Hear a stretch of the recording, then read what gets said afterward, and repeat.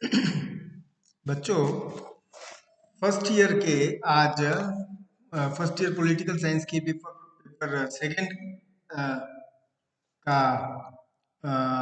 अध्ययन शुरू करते हैं आज। मैंने पहले जो फर्स्ट पेपर था राजनीति विज्ञान के मूल आधार, उसकी पहली इकाई को अपन ने पढ़ा और उसकी पहली इकाई के सभी टॉपिक्स को विस्तार से देखा। अब आप सेकेंड पेपर की पहली इकाई को अपन देखते हैं। जो पेपर है उसका नाम है प्रतिनिधि भारतीय राजनीतिक विचारक। इसे नोट कर लेना, प्रतिनिधि भारतीय राजनीतिक विचार। अब ये जो पेपर है ये कुल मिलाकर प्राचीन से लेकर लेकर आधुनिक काल तक के भारतीय राजनीतिक विचारकों के बारे में है, भारतीय राजनीतिक दार्शनिकों के बारे में है। वो प्राचीन काल में मनु से लेकर आधुनिक काल के जवाहरलाल नेहरू, महात्मा गांधी, जयप्रकाश नारायण तक ये सारे जो हैं विचारक, ये अपने को पढ़ने हैं इनके विचारों के बारे में। और ये जो है ये कुल मिलाकर 5 इकाइयों में, जैसे कि सभी अन्य पेपर्स में है, वो 5 इकाइयों में विभक्त है और पांचों इकाइयों में अलग अलग विचारकों के बारे में अपन पढ़ेंगे। तो ये भारतीय राजनीतिक विचारक का पेपर है, इसमें प्राचीन और आधुनिक दोनों ही। शुरुआत इसकी मनु से होगी, है ना। इस पहली इकाई में मनु, शुक्र, कौटिल्य ये पढ़ना है अपने को। तो शुरुआत इसकी मनु से होगी। मनु का नाम आप सबने सुना होगा। मैं आज इसमें इसके मनु के बारे में जो विचार है वो अपने को बताऊंगा। अपन इसके बारे में पढ़ेंगे, अध्ययन करेंगे। मनु के बारे में लगभग सभी ने सुना होगा। कई बार विवाद में भी होता है, क्योंकि मनु की रचना जो मनुस्मृति है उसके ऊपर बहुत वैचारिक, बौद्धिक, है ना, और अन्य कई प्रकार का विमर्श, कई प्रकार की बहस चलती रही है, जिसके आधार पर मनुस्मृति के विभिन्न पक्षों का विश्लेषण किया जाता रहा है, पक्ष विपक्ष में तर्क दिए जाते रहे हैं। लेकिन मनु जो है वो मनुस्मृति के रचयिता थे, ऐसा मानते हैं। अब देखिए, सबसे पहले बताऊं तो हिंदुओं यानी कि सनातन धर्म जो है, वैदिक धर्म, उसका जो मूल कानूनी मूल जो साहित्य है, धार्मिक साहित्य है, धार्मिक वैधानिक साहित्य है, तो 3 वर्गों में विभाजित किया जा सकता है: धर्मसूत्र, धर्मशास्त्र और टीकाएं, है ना। और इनमें भी सबसे प्रमुख जो है वो धर्मशास्त्र, और धर्मशास्त्रों में भी सबसे प्रमुख जिसको मानते हैं वो है मनुस्मृति। और मनुस्मृति के रचयिता, मनुस्मृति के प्रणेता मनु थे। हालांकि ये बहस, एक अलग बहस है कि मनु एक व्यक्ति थे या मनु एक परंपरा थी। मनु एक धर्मशास्त्र के व्याख्यान करने वाले एक विद्वानों की श्रृंखला थी। इसके ऊपर काफी बहस है, लेकिन हम ये मान के चले कि मनु द्वारा मनुस्मृति की रचना की गई। वो व्यक्ति थे या नहीं ये तो एक अलग विषय है। लेकिन या चाहे वो याज्ञवल्क्य हों या गौतम हों या पराशर हों, इन सब ने माना है कि मनु जो है वही धर्म के आदि प्रणेता रहे हैं, और उनके द्वारा जो मनुस्मृति है वो आदि धर्मशास्त्र रहा है। मनुस्मृति और मनु का कालखंड जो है वो अलग अलग है विद्वानों के मतानुसार। कई लोग मनु को एक व्यक्ति न मानकर ऐसा भी कहते हैं कि भाई वो 14 मनु हुए हैं, पुराणों में इस बात का उल्लेख है। और ये भी माना जाता है कि जो मनुओं की श्रृंखला रही है वो एक आदि जो समाज हुआ, विकसित हुआ, उसके मूल में वही मनु रहे हैं, वही मनुओं की श्रृंखला रही है। एक ऐसी भी पौराणिक कथा है कि जो जल प्रलय आया, उसके बाद जो सारा विश्व जब नष्ट हो गया, जब सभ्यता नष्ट हो गई, तो मनु बचे, मनु और उनकी पत्नी शत्रुपा, और फिर उसके बाद ही वंश वृद्धि हुई, और फिर बाद में ये जो है मनुस्मृति की रचना हुई। तो मनुस्मृति का कालखंड जो है, कालावधि जो है, उसके बारे में विवाद है। कुछ लोग इसको 150 ईस्वी सदी पूर्व का मानते हैं, कुछ 300 ईस्वी सदी पूर्व का, कुछ रामायण महाभारत काल का, तो कुछ दूसरी शताब्दी ईस्वी का मानते हैं। लेकिन सामान्यतः है यह है जो अपन सर्कमस्टांशियल इन परिस्थिति जन्य विश्लेषण करते हैं, तो लगता है कि मनुस्मृति की रचना लगभग 3000 ईस्वी पूर्व में हुई होगी। और इस प्रकार मनुस्मृति जो है वो एक बहुत ही प्राचीन ग्रंथ रहा है, जिसमें समाज जीवन के विविध नियम व्यवस्थित किए गए हैं। इसे यह बहुत न्यायोचित था या उचित था या नहीं था, ये एक अलग विषय है, इसके ऊपर विश्लेषण और व्याख्यान होते रहे हैं, लेकिन ये प्राचीनतम धर्म ग्रंथ था।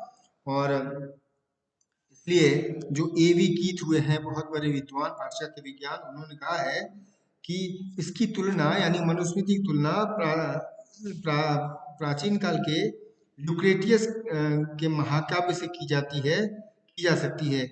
और इसमें जीवन दर्शन का अभूतपूर्व वर्णन किया गया है। जो नीत्शे बहुत बड़ा पाश्चात्य राजनीतिक वैज्ञानिक था, उसने भी कहा कि मनुस्मृति बाइबल की अपेक्षा कहीं अधिक अनुपम, उत्कृष्ट और बौद्धिक ग्रंथ है ना। तो इसके अनेक प्रकार से व्याख्याएं होती रही है, कई बार प्रशंसा हुई, कई बार आलोचना भी हुई है। और मनुस्मृति के बारे में ये कहा जाता है कि ये जो उस समय प्राचीन काल में, आरंभिक काल में जो मानव जीवन अराजकतापूर्ण था, जिससे अव्यवस्था और अनुशासनहीनता थी, उसको धर्म के आधार पर व्यवस्थित, नियमित और अनुशासित किया गया था, और इसलिए इसमें इतनी व्यापक व्याख्या की गई है। यह मूलतः एक राजनीतिक ग्रंथ नहीं है, बल्कि यह सामाजिक व्यवस्था को सुचारू बनाने का ग्रंथ है, सामाजिक नियम का ग्रंथ है, और इसलिए यह बहुत अधिक व्यापक है, क्योंकि समाज बहुत अधिक व्यापक है। और मनुस्मृति में कुल 12 अध्याय हैं, तथा वर्तमान में जो 2694 श्लोक हैं। ये भी कहा जाता है कि प्रारंभ में मनुस्मृति में लगभग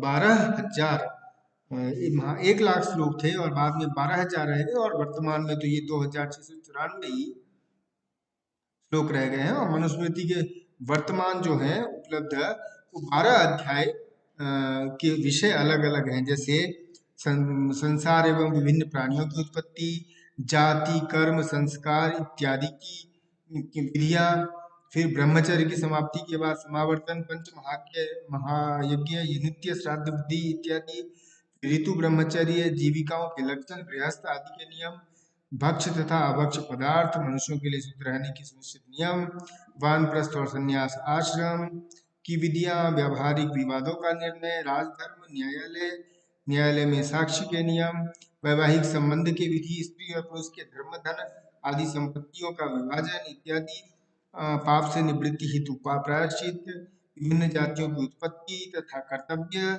कर्मों के अनुसार मनुष्य की 3 उत्तम, मध्यम और अधम प्रकार की सांसारिक गतियां इत्यादि। तो विषय बहुत व्यापक है मनुस्मृति की, और इस मनुस्मृति में जीवन, समाज और मानवीय जीवन को व्यवस्थित करने के लगभग हर एक पहलू को छुआ गया है इस मनुस्मृति में। देखिए, उचित है या अनुचित है, इसके ऊपर अपन अपनी टीका टिप्पणी नहीं कर सकते, क्योंकि यह एक बहुत बेहद बौद्धिक बहस का हिस्सा रहा है। लेकिन हमें ये देखना है कि आखिर मनुस्मृति में है क्या, मनुस्मृति में किस प्रकार राजनीतिक तथ्यों की, राजनीतिक सिद्धांतों की व्याख्या की गई है, राज्य के बारे में कहा गया है, इन चीजों को देखेंगे। और चूंकि मनुस्मृति राज्य और राजनीति को धर्म के आधार पर चलाने की का नियम बनाता है, तो वो धर्म क्या है इसको भी देखेंगे। सबसे पहले हम ये देख लें, क्योंकि राजनीति विज्ञान में सबसे प्रमुख विषय जो है वो है राज्य, और मनुस्मृति में इसी राज्य के संचालन, उत्पत्ति का भी उल्लेख किया गया है। और जो मनुस्मृति में राज्य का के सिद्धांत का प्रतिपादन किया गया है वो दैवीय सिद्धांत है। हम सभी दैवीय सिद्धांतों से शायद अवगत होंगे, अपन जो पॉलिटिकल साइंस 12वीं पढ़ के आए होंगे, तो राज्य के विविध सिद्धांतों की चर्चा अपन ने की होगी। यद्यपि अपने 5वीं इकाई में जो फर्स्ट पेपर है, उसमें 5वीं इकाई में राज्य की उत्पत्ति के 2 सिद्धांतों की चर्चा होगी, और उसकी पृष्ठभूमि के रूप में, बैकग्राउंड के रूप में राज्य की उत्पत्ति के अनेक अन्य सिद्धांतों का भी उल्लेख होगा, तो उस समय भी मैं बताऊंगा आपको। लेकिन ये मान के चलिए कि एक प्रमुख सिद्धांत जो है राज्य की उत्पत्ति का, वो है दैवीय सिद्धांत, डिवाइन थ्योरी। दैवीय सिद्धांत का मतलब है कि राज्य को ईश्वर ने बनाया, और ईश्वरीय कृति है, और राजा ईश्वर का एक प्रकार से प्रतिनिधि है ना। तो ये जो है दैवीय सिद्धांत है। और इसलिए जो मनु का सिद्धांत है वह भी दैवीय सिद्धांत का समर्थक है। मनु ने धर्म शब्द का प्रयोग वो एक विशेष अलग संदर्भ में किया, जो वर्तमान में धर्म की व्याख्या की जाती है उस हिसाब से नहीं किया, बल्कि धर्म शब्द का मतलब होता है धारण करना, और इसलिए मनु का अभिप्राय था उन सभी गुणों, तत्वों और नियमों व्यवस्थाओं से है जिन्हें मानव मात्र के द्वारा धारण किया जाता है। और धर्म से मनु का आशय इसलिए यह है कि सभी व्यक्ति अपने निर्धारित कर्तव्यों का निर्वहन करें और फिर अंतिम लक्ष्य, जो कि स्वाभाविक रूप से धर्म में मोक्ष की प्राप्ति है, उस ओर बढ़े, है ना। और इसलिए राज्य जो है वो धर्म और दंड का एक प्रतीक है। और क्योंकि राज्य नागरिकों को अपने कर्तव्य निर्वहन के लिए प्रेरित करता है, और राज्य अपने कर्तव्य का निर्वहन करते हुए नागरिकों के अधिकारों की रक्षा करता है, नागरिकों के हितों की रक्षा करता है, कल्याण की रक्षा करता है। इसलिए राज्य का ये कर्तव्य है कि वो सभी व्यक्तियों को धर्म के पालन की ओर प्रवृत्त करे। धर्म का मतलब है अपने कर्तव्य पालन की ओर प्रेरित करे, और इसलिए धर्म राज्य का मूल आधार है। तो यह ध्यान रखिएगा कि जो जिस डिवाइन थ्योरी धार्मिक सिद्धांत की चर्चा मनुस्मृति में होती है, वो कुल मिलाकर वो नहीं है जो कि बाद में जेम्स प्रथम या हिगेल ने किया, और वो ईश्वरीय और धार्मिक सर्वोच्च सत्ता के प्रतिनिधि के रूप में किया, बल्कि यहाँ मनु का आशय कुल मिलाकर कर्तव्य परायणता से है। धार्मिक सिद्धांत का मतलब है राज्य का, कि राज्य कर्तव्य पालन खुद भी करे और अपने नागरिकों से भी करवाए, है ना। इसलिए राज्य जो है वो धर्म का धर्म जो है वो राज्य का आधार बना, है ना ये। और इसलिए जो धर्म है वो राज्य का एक प्रयोजन भी है। इसी प्रकार दंड दंड यानी दंड एक प्रकार से न्याय है। दंड सिर्फ भौतिक बल नहीं है, अ, दंड सिर्फ पनिशमेंट के सेंस में नहीं लिया जा सकता, बल्कि दंड तो एक प्रकार का न्याय है, और उस न्याय का प्रयोजन भी कर्तव्यों का निर्वहन करना है, और इसके प्रयोजन भी नैतिक है। नैतिक प्रयोजन है, अधिकृत संस्था के रूप में, राज्य के रूप में है, और नियमों के उल्लंघन से बचाने के हिसाब से है। तो इस प्रकार इसलिए मनु कहता है कि राजा द्वारा धर्म के विरुद्ध किया गया दंड लोक में उसकी अपयश का और मृत्यु के बाद उसके नरक गमन का कारण बनता है। यानी क्लियर है कि वो निरंकुश राज्य तंत्र का समर्थन नहीं करता है मनु। वो ये कहता है कि राजा तो धर्म यानी कर्तव्य के विरुद्ध किया गया दंड, यानी धर्म का पालन करे, यानी कर्तव्य का पालन करे। यदि वो ऐसा नहीं करता तो उसे अपयश मिलता है, और मृत्यु के बाद भी उसे मोक्ष नहीं मिलता, उसे नरक जाना पड़ता है। तो ये जो है राज्य की उत्पत्ति के बारे में दैवीय सिद्धांत की व्याख्या करते हुए मनुस्मृति में लिखा गया है। फिर मनु जो है वो राज्य की उत्पत्ति के संबंध में सप्तांग, राज्य की उत्पत्ति और राज्य की प्रकृति के बारे में सप्तांग सिद्धांत का उल्लेख करता है मनु, और जिसमें राज्य के अंगों का पूरा विश्लेषण किया गया है। इसकी व्याख्या राज्य के 7 अंगों की व्याख्या में अलग व्याख्यान में करूंगा।